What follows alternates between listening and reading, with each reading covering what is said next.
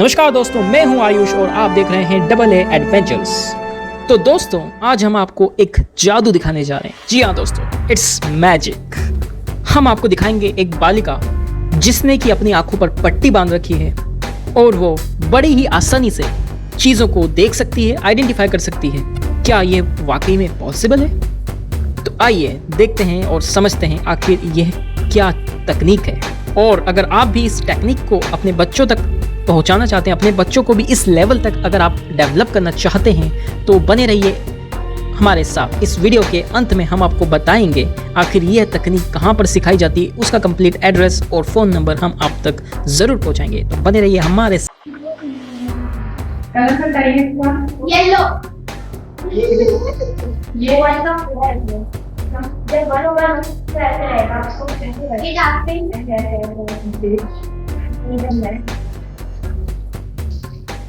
ये कुछ नंबर हैं, शो कर दीजिए। इनको आपको असेंडिंग ऑर्डर में रखना है। कल स्टार्ट कीजिए।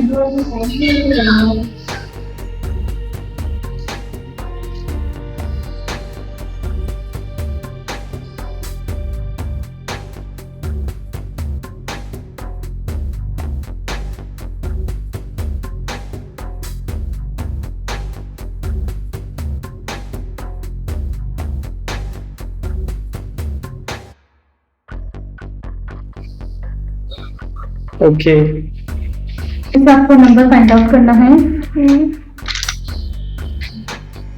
89।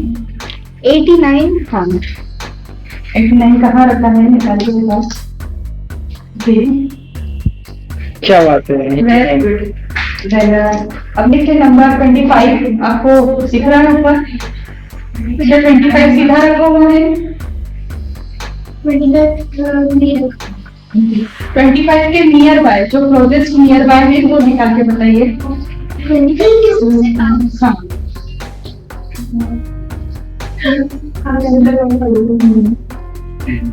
25 के सबसे क्लोज कौन सा होगा नंबर जो आपको दिख रहे हैं? 25 है ही नहीं।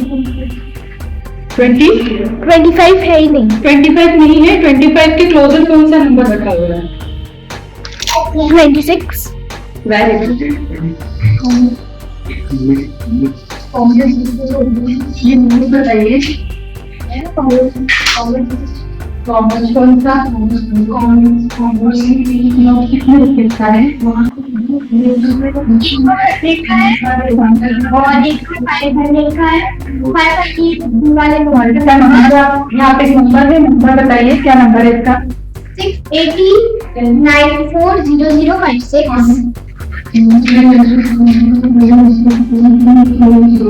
क्या बात है, एग्जैक्टली वही नंबर है। 13335885। ओके, ये बताइए इसमें आपको क्या दिख रहा है? ये नरेंद्र जी मोदी की फोटो है और उन्होंने व्हाइट कलर का कुर्ता पहन रखा है और उसके ऊपर येलो कलर का जैकेट डाल रखा है। इसमें चश्मा लगा है कि? चश्मा लगा हुआ है। Thank you.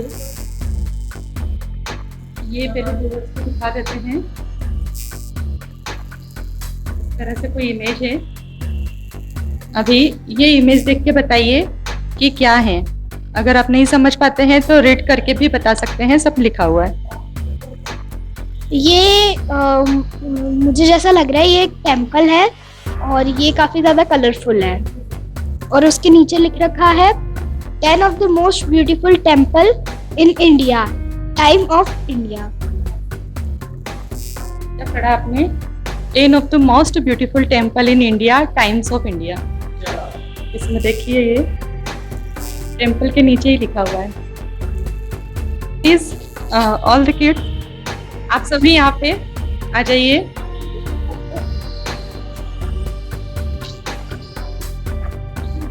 जाइए।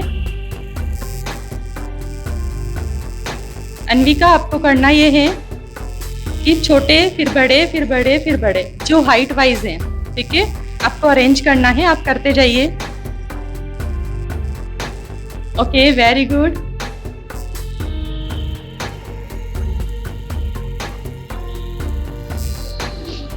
ओके,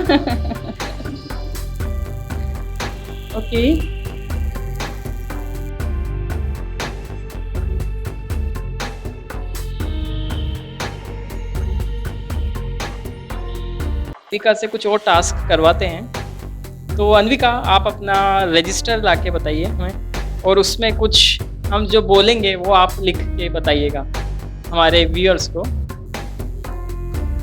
ओके,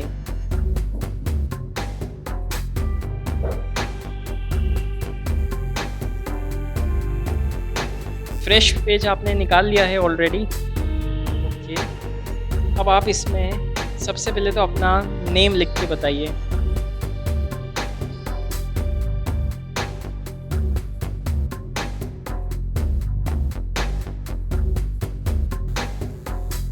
सो अन्विका, अब आप 2 लाइन छोड़ करके अपनी स्कूल का नाम लिख करके बताइए।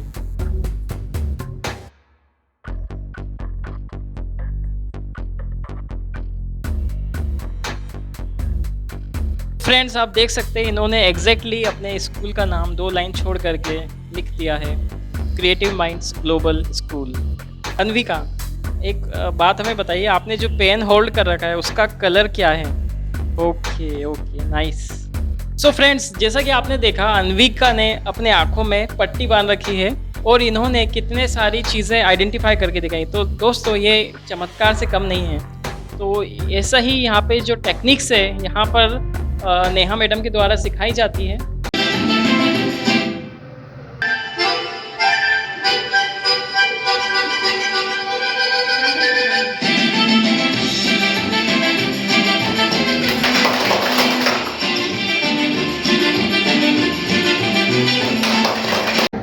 ठीक है, इसको देखना है आपको बिना पलके झपकाए। आप पलके नहीं झपकाएंगे जब तक कि आपको परेशानी ना आ जाए। जब परेशान होने लग जाओ तो एक बार रिलैक्स हो जाए और फिर से देखना शुरू करें। लेकिन हमारी कोशिश ये रहे कि हम बहुत देर तक पलके नहीं झपकाएं। 2-3 दिन आपको थोड़ा सा लगेगा कि मुझे आई में दर्द हो रहा है कुछ भी, लेकिन 2-3 दिन बाद आप इसके लिए ईजी हो जाएंगे। ठीक है, स्टार्ट करें।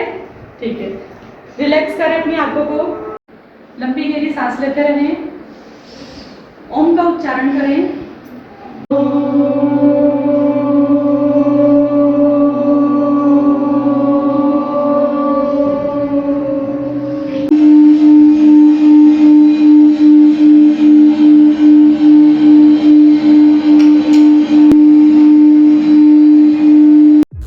So, hello, what's your good name? Myself Shifa Sheikh. And what's your aim of coming here? To make my memory more boost and concentration power. Basically ये 2 aim है अभी के लिए। तो कितना टाइम हो गया अभी तक आपको यहाँ पर आते हुए? 1 वीक हो गया है। कैसा लग रहा है आपको अभी तक यहाँ पर? बहुत अच्छा लग रहा है, अभी से रिजल्ट्स शो होने लगे हैं। तो बेटा, आपका क्या नाम है? माइसेल्फ स्तव्य। सो यहाँ पर आपको भी 1 वीक हुआ है लगभग। कैसा लग रहा है, आपने अभी तक क्या क्या सीखा है यहाँ पे? सबसे पहले तो हम लोगों ने थोड़ा सा थ्योरी पार्ट कवर किया। उसके बाद अभी हम लोग वर्क कर रहे हैं हम दोनों साइड ऑफ ब्रेन को एक्टिवेट करने पे, जिससे हम लोग की थर्ड आई ओपन होगी। इससे बहुत ज़्यादा मेमोरी बूस्ट मिलता है, बिकॉज हम लोग की जो 2 आइज देखती है वो भूल सकती है, पर हम लोग की थर्ड आई कभी कुछ नहीं भूलती है। ओके, आप क्या कहना चाहेंगे? आपको कैसा लग रहा है यहाँ पर आकर के? मेरा नाम माय नेम इज जिया पाटीदार और यहाँ आके बहुत अच्छा लग रहा है। एंड आप कौन से स्टैंडर्ड में? Okay, your good name? And what's your aim of coming here? Boost my memory and to concentrate on things.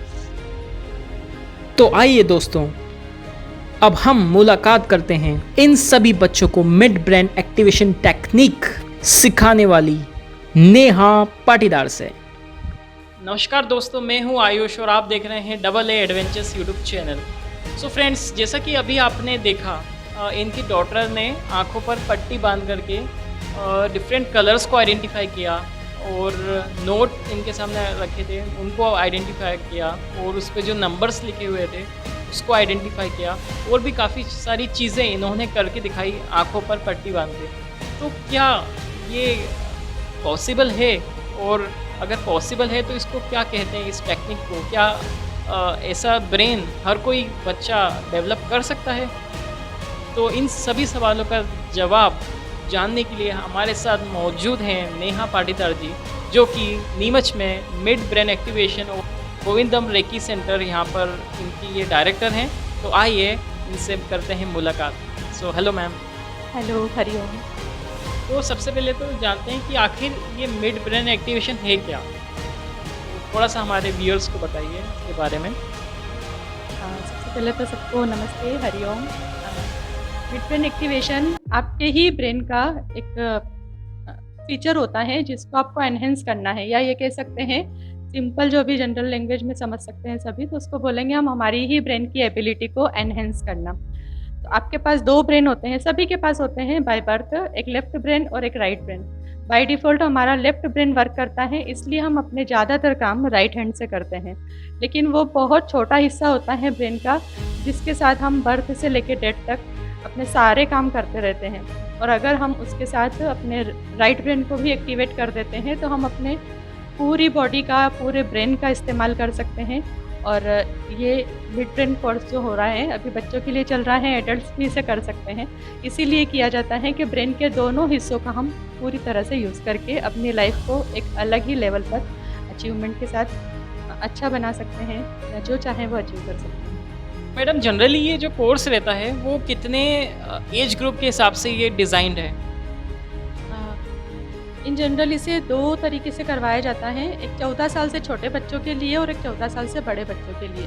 Process और जो भी तरीका होता है सब कुछ सेम ही होता है, लेकिन डिफरेंस टाइमिंग का आ जाता है। छोटे बच्चों के पास अपने माइंड के अंदर इतने ज़्यादा नेट नहीं होते हैं जैसे कि हम लोग बड़े उलझे रहते हैं। छोटे बच्चों की ये उलझनें कम होती हैं, उनके पास रिस्पॉन्सिबिलिटी कम होती है, वो पेरेंट्स पे डिपेंडेंट रहते हैं अपने ज़्यादा काम के लिए, तो उनका जो फोकस है वो जल्दी हो जाता है, इसलिए उनको टाइम कम लगता है। लेकिन एडल्ट्स में अगर इसी कोर्स को करवाया जाए तो डबल टाइम लग सकता है, लेकिन पॉसिबल है। तो मैडम इसमें ड्यूरेशन कितना रहता है? कितना टाइम में एक बच्चा इतना ये जो थर्ड आई को डेवलप कर सकता है, एक्टिवेट कर सकता है? वैसे हम टारगेट लेके चलते हैं 1 मंथ का। कुछ बच्चे हैं जो 1 मंथ से कम में कंप्लीट कर लेते हैं, और कुछ बच्चे होते हैं जिन्हें थोड़ा सा ज़्यादा टाइम लगता है। ये पर्सन टू पर्सन वेरी करता है, क्योंकि पूरा ही फोकस और कंसंट्रेशन का काम है। जितना फोकस्ड होगा बच्चा उतना वो जल्दी ही उसको अचीव कर लेता है। लेकिन पॉसिबिलिटी ये होती है कि बच्चे जल्दी ही कर लेते हैं, और 1 मंथ में तो लगभग सभी बच्चे कर ही लेते हैं। अच्छा मैडम, आपने इसकी ट्रेनिंग कहाँ से ली? कहाँ से आपने ये सीखा? और आप जो इतना बढ़िया जो सिखा रहे हैं बच्चों को, नीमच के बच्चों को, तो आपने कहाँ से इसको सीखा? वो हम जानना चाह रहे थे। जी, मेरे गुरुजी हैं दादा गजानन जी सावकार, वो महाराष्ट्र से हैं। मैंने उनसे ऑनलाइन ही क्लास ली है, क्योंकि वो मेरे रेकी गुरु हैं, और जब हम रेकी में एडवांस लेवल के कोर्सेज़ करते हैं तो ये सारे कोर्सेज़ आते हैं।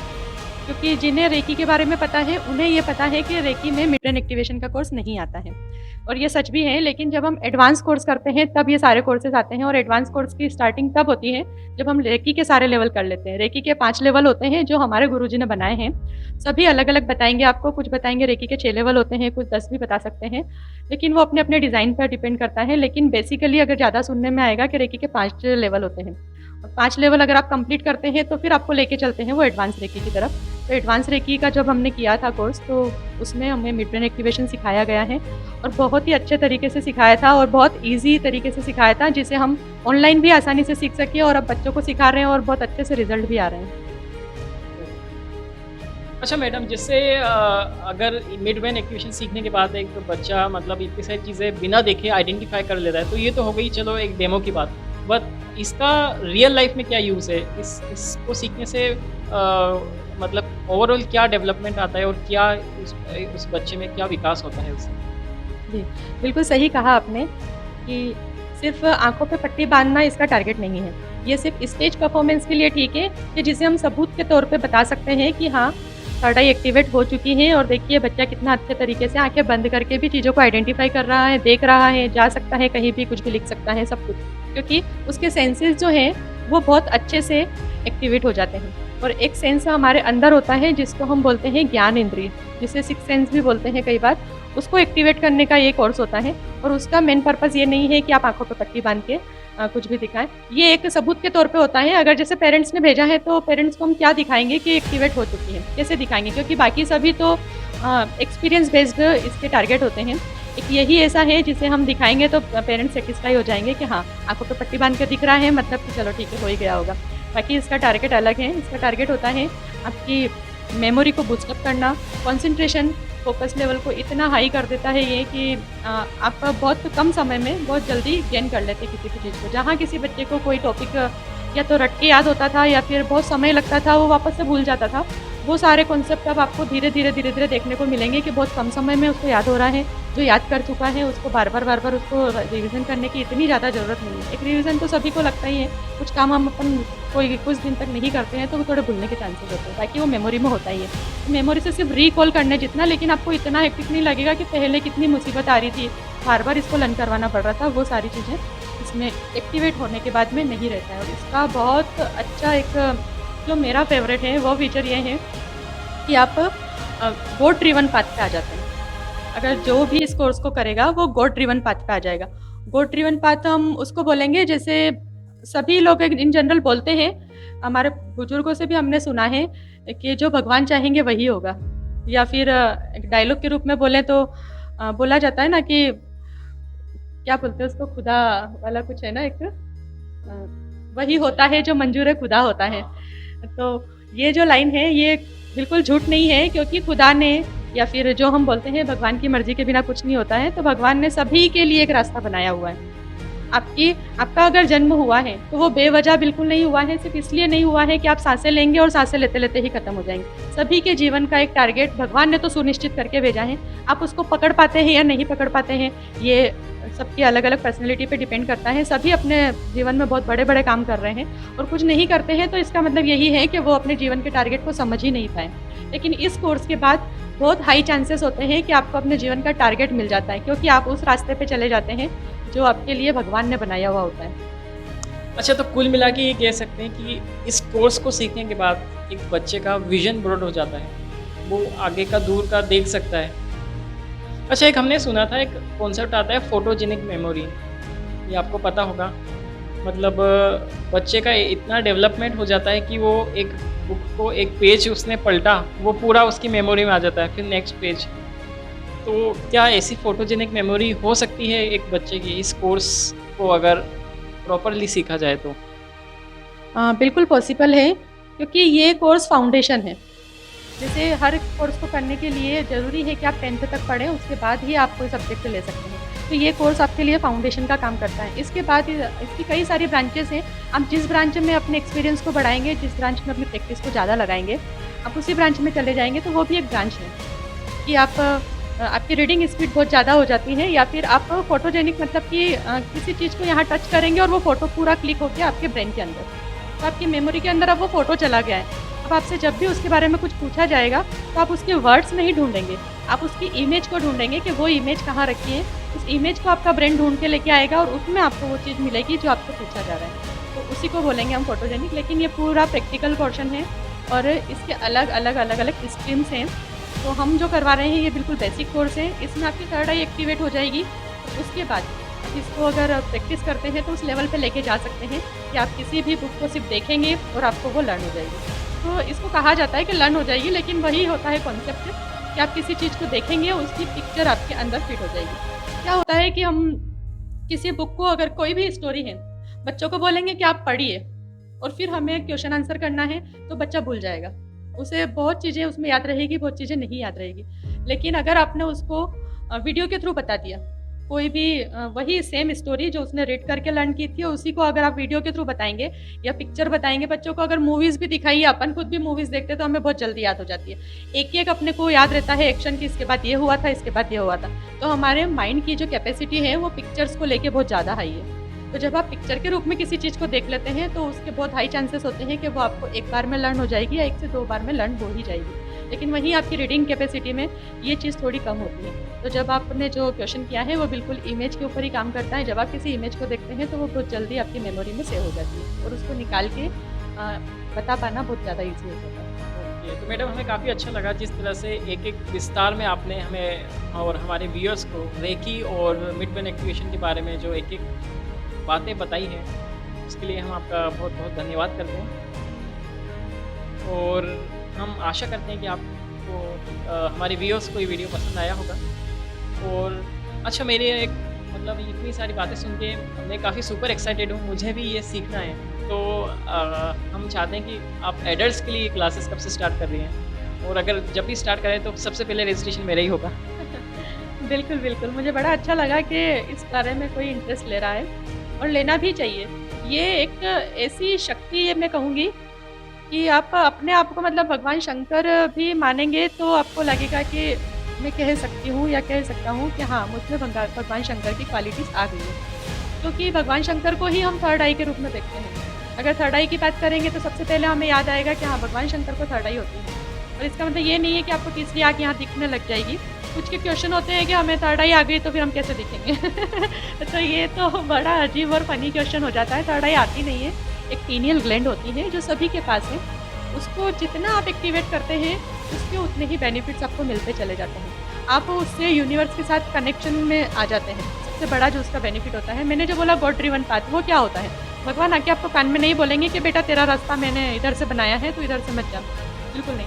तो ये सारी चीज़ें अगर एडल्ट्स भी करना चाहें तो उनके लिए, बच्चों के लिए तो अपन सीधा फोकस रहता है पेरेंट्स का कि इसकी स्टडी अच्छी हो जाए, इसकी लर्निंग कैपेसिटी अच्छी हो जाए। लेकिन एडल्ट सोचते हैं हम क्या करेंगे करके, तो ये नहीं होता है। इसकी और भी बहुत सारे फीचर्स होते हैं, एडल्ट्स के लिए ये यूज़फुल हैं। आपको अगर करियर का बनाना है आपकी लाइन कि हम बहुत जल्दी स्मूथ लाइन में आ जाएं और अपने करियर को टच कर लें तो बहुत अच्छे से इसमें रिजल्ट मिलते हैं।